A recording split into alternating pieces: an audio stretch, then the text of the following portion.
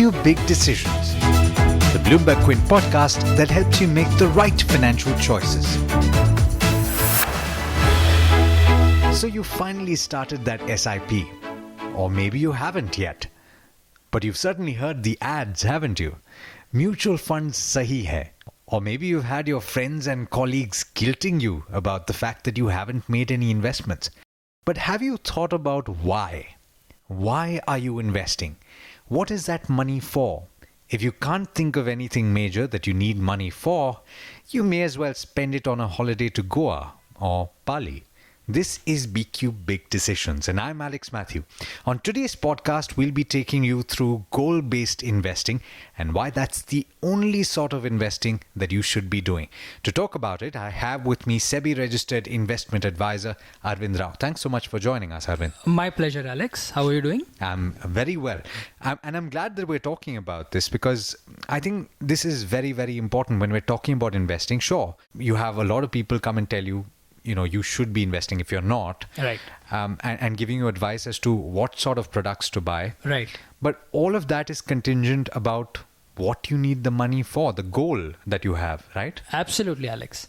Let me actually share with you a general example that we share with people who come up with this question of why are you talking to me about goal-based investing? So let's visualize that your money is like your car. Now, when you start your career, you buy a car. Likewise, you start earning money. Right. Right. But does your car on its own take you anywhere? The answer is no. You need to get into it and drive it, right? Yeah. Likewise, when you have money on its own is not going to do anything. You have to guide the money in terms of what it has to do. Now, when you sit in your car and you want to go somewhere, you either know the way, or if you want to know how much time it is going to take for you to reach there, right, you'll probably open your GPS and put the destination, right? Yeah. And when you do that, you get the time and the distance that you require to travel. Correct. That is what you call it as the map. So you know how much fuel to put, you know how to plan your stops, yes, all of that. Yes. Yeah. Likewise, if you don't have a goal and you tell your money that I want you to grow, how is it supposed to know how much to grow and how much time are you giving it if it doesn't know where it needs to go? Yeah. That is exactly what is goal-based investing, where you define this is what I need to achieve in this much amount of time, and then you set the targets for your money. So, correct me if I'm wrong, but it's anything that you would need money for. It can be a trip abroad. It can be recurring trips abroad, vacation money. It can be education money for your kid. It can be money set aside for your own wedding, for your retirement. It can be anything under the sun that you need money for, right? Absolutely. I would say it even sometimes breaks down to paying your annual property tax. If it's like a sizable amount and you don't want to feel the pinch of paying it in one go, just break it up into months and save it up. Okay, so that's going into tremendous detail, right? Yeah. But of course, this is contingent on actually the first conversation that we had on BQ Big Decisions, which was getting a handle on your expenses. So knowing how much you spend, yes, and therefore knowing how much that you can save. So that, of course, is the first step. If you haven't listened to that conversation yet, I strongly recommend that you consider doing so. But we were talking about goals, right? Yeah. How do you identify what your own goals are? Is it something as simple as sitting down with a notepad and a pen and just jotting them down? Absolutely. Let me help here. We generally tell people who are clueless about what my goals are that divide your goals into three categories. Let's call them as responsibilities, right, your needs, and your aspirations. Okay. So we abbreviate it as a RAN. Okay. So once you say, what are your responsibilities? So it depends on what life stage you are in. So if you are a typical married family and you have kids, right, then your responsibility is to get them educated. Correct. You may or may not feel responsible to get them married. That's a separate thing. Likewise, what are your needs? My needs could be like having my own home. Right. Or maybe retiring comfortably. Okay. Ensuring that my standard of living is maintained in the coming years. What could be your aspirations? Now, holiday is something that everybody requires, correct? Right. But holiday could be like a Matheran, or it could be like a Mauritius. Exactly. Like I mentioned right at the start, it can be Goa or it can be Bali. Absolutely. Right. So depending upon if it's a Goa, it may be a holiday. But if it's a Bali, it could be an aspirational holiday. Right. So you set out your goals in these categories, and that becomes your start. Okay. All right. But there are some goals that are absolutely non-negotiable. Absolutely. Right? Absolutely. I mean, Alex. for example, I would think that you have a choice between whether or not you want to rent or buy a house. Yes. But you don't have a choice about how much money you need to retire. Yes. Because you don't have a choice whether you should retire or not. You have to. Yeah, at some point you have to stop working. Yes. And therefore you need some amount of money, unless you have some inheritance that you're getting, or you find out about some uncle that you never knew about. I wish I had one like that. But yes, definitely this is something totally non-negotiable. Okay, so what according to you are the goals that are absolutely non-negotiable that somebody can put in that list that we were talking about on a notepad, right on the top, and therefore rank it down? Those few goals as a planner that you would recommend are absolutely non-negotiable. Yes, I think step one is what I would put is, if you have kids, giving them commensurate education is the step one, which is totally non-negotiable. Second is your own retirement. Third, what I would put is setting up a medical fund for your own self in retirement, because I think the way things are as of now, medical advancements is definitely helpful to elongate life. And as it is said today, one of the biggest risk in retirement is outliving one's own expectation. Correct. So if you have to mitigate that risk, what you require is a decent medical corpus. And I'm sure most of our listeners today are having mediclaims. Yeah. So what you're saying is something beyond that. Beyond that, absolutely. Because if people in the age bracket of probably 30 to 50 who are probably paying some premiums for mediclaims for their parents, will see that there are a lot of exclusions when it comes to senior citizens trying to claim from their mediclaims. Right. Way ahead, I think 10 years later or 15 years later, this will be more stringent as mediclaim companies try to clean up their books. So with that happening, having your own corpus is like a totally non-negotiable goal that one should definitely put down on their wish list. Makes sense. And then retirement, of course. Retirement, of course, yeah. But then obviously retirement is something that we will get into in a lot more detail. But just the cliff notes, Arvind, if someone was to at this point decide, obviously getting started very early on this leg, on this particular goal, is advantageous because of compounding. But having said that, what you would need at retirement is a multiple of your expenses in that particular year when you decide to start saving for retirement. Yes.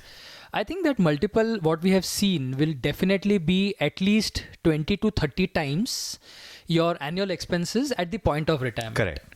So that's a decent, I would say that's a modest multiple. Depending upon one's own standard of living, that multiple could definitely go higher. Okay. So broadly, if you're saying that somebody who's, say, spending between 30 and 60,000 rupees a month right now, in a base case scenario, how would they look at building a corpus when they retire? Broadly, how should they calculate it? Back of the envelope. Simple. So I think let's take if somebody is spending 60,000 per month today and they're looking to retire in the next 10 years. So one common misconception that people generally start with is they somehow have a vague figure in their mind saying, I think I will require 2 lakhs a month when I retire. Right. But the next question that we ask these people is that if today you are spending 60, why do you think you will spend 2 lakhs when you retire? So somehow, somewhere in their mind, they are confused about trying to move 60 to 2 lakhs then. But let's take that on an average in 10 years, the expenses would kind of grow 1.5 times. Right. So if it is 60 now, a 1.5 multiple says it will be worth, I think, 1.5 lakh after 10 years. So let's peg that as what the expenses will be after 10 years. Right. So 1.5 lakh is around 18 lakhs per annum. Correct. Multiplied by 20. Multiplied by at least 20. So it's 4 crores is something that the figure would turn around as the corpus. And these are, of course, overestimating the requirements that you would probably need. It's always good to set a high target. That for principle yourself. always works. Yeah. Correct. Okay. Now, so we've talked about the goals that are absolutely non-negotiable. But when we're talking about, say, for example, children, for a young married couple, they're not thinking of children for the next 3 or 4 years at least, right? Right. But it's a good idea, you're saying, to set that priority right from the start and say, maybe 5, maybe 10% of their investment corpus for the month, Yes. they set aside to, safeguard themselves. The extremely long-term goals. Correct. Yeah, that is important because an early start, people have no clue that an early start really gives a tremendous boost to the overall savings, and it will only lower their burden at a time when they actually require to max out on their savings. Okay. So now I want to get into the next step, and this is unfortunately where a lot of people start and they go wrong. They decide on the product first based on things that they've heard in the market, yes. Or based on what their friends have come and told them. They've said, I've gotten amazing 25% returns over the last 2 years. You should consider this product. Yes. But unfortunately, they're looking at it the other way around. They're supposed to be looking at why they need the money for and how far away that requirement is. Correct. And therefore, after that, choosing the kind of product. So as a thumb rule, when you're choosing between equity, when you're choosing between debt, gold, various other instruments available, but primarily equity and debt, Right. How do you determine the duration of the goal? So say 5 years and beyond is a long-term goal. Yeah. What is a short-term goal? Can you explain that? Okay, I get it. So precisely, long term, actually, let me put it this way, is that we classify the goals into 3. One is what you call it as an annual goal. Right. Goals which occur every year. Okay. Second is short-term goals. Goals which are going to happen within the next 3 years. Then comes the medium-term goal, which is goals which happen between 3 and 5 years. And long-terms are the ones which happen after 5 years. Okay.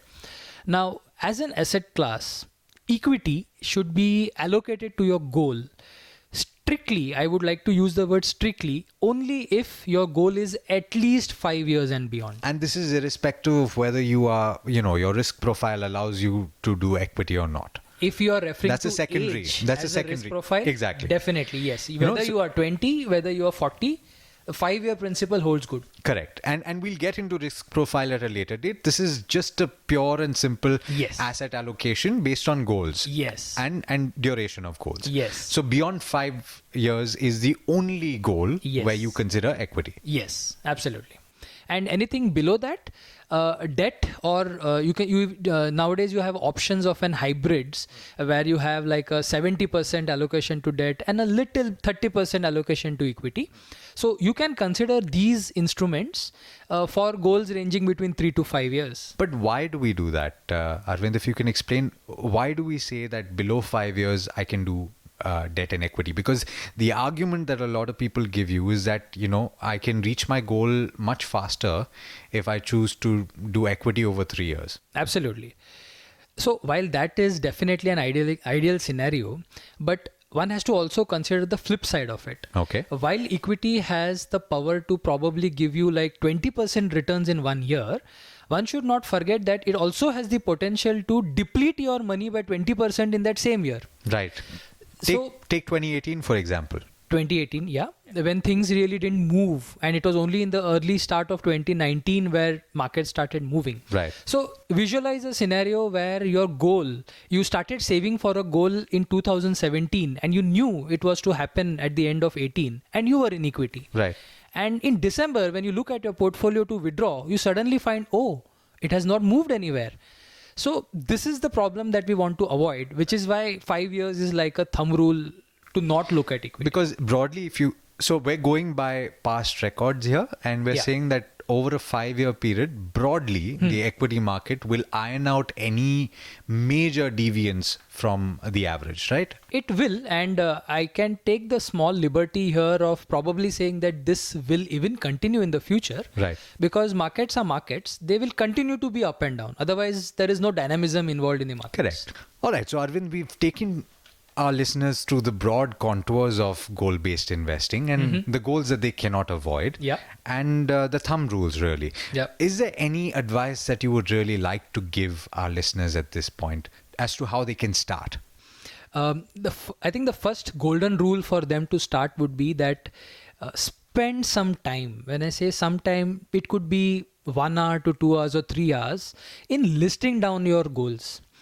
Because without this, I mean, okay, let me put a question to you, Alex. Have you spent time to list down your goals? I have, and it's interesting because I wanted to ask this when you said spend some time. If you're a married couple and if you are recently married, is it also advisable that you spend some time speaking to your spouse? Absolutely. I think you have hit the nail on this question, because many a times people walk up to us individually, and we say, look, this is your family goal. So it is equally important to have your spouse involved. Right. And I'm not trying to be gender specific here. It applies both ways. Which is why I said spouse. So it is important that you and your spouse, sometimes even grown-up kids, should be involved in the goal setting process, because it's a family goal.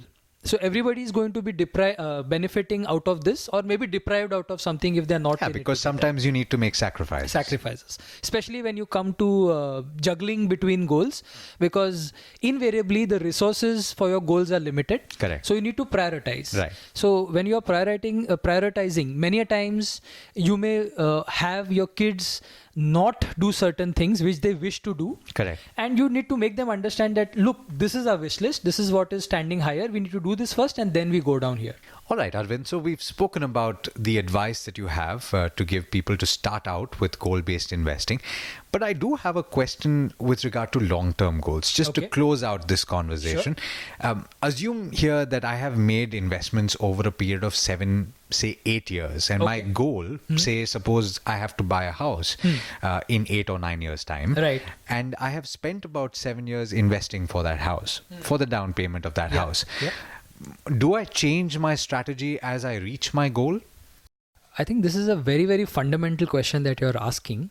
Let us go back to our example of 2017 and 18, which we spoke a couple of minutes back. So consolidation is a rule one has to keep in mind when they're talking about long-term goals.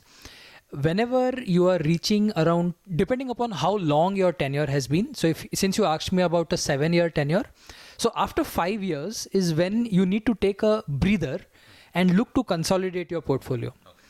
Because again, if you are invested heavily in equities for a long-term goal, which is not wrong, but it still does not avoid that situation where in the year of maturity, the markets may be down. Right. So you need to iron this out by maybe at least 1 year to 2 years prior. Sometimes if it's about retirement and you have been like doing it for 25 years, we would suggest even 4 years prior to the maturity. Right. Take stock, get out of volatility and move into safe instruments, because then you know that, because markets are going to go up and down. So because assuming that you spend a good 7, 8, maybe sometimes even more number of years saving towards a goal, you've got a sizable amount of money. Yes. And your small fluctuations in the market make big changes to your portfolio. Absolutely. And especially when you're reaching closer to the goal. Absolutely. All right. Well, that more or less covers the topic of goal-based investing. Thank you so much, Arvind, for joining us on this conversation. And to you, my listeners, thank you so much for listening to this leg of BQ Big Decisions. I hope that this conversation helped you out. If you have something to tell us about the goals that you've set for yourself or the goals that you plan to set for yourself, do write in to us on any one of our social media platforms. Do stay tuned. There are a lot more conversations that we will have just like this one that we hope will be useful to you. This is Bloomberg Quint. If you enjoyed Big Decisions, check out some other podcasts on the IVM Podcast Network. You can check out Paisa Vaisa, hosted by Anupam Gupta, Advertising is Dead, hosted by Varun Dugirala, the Ronnie Screwwala podcast, hosted by Ronnie Screwwala, or Cyrus Says, hosted by Cyrus Procha. These shows are available on the IVM Podcast website, app, or wherever you get your podcasts from.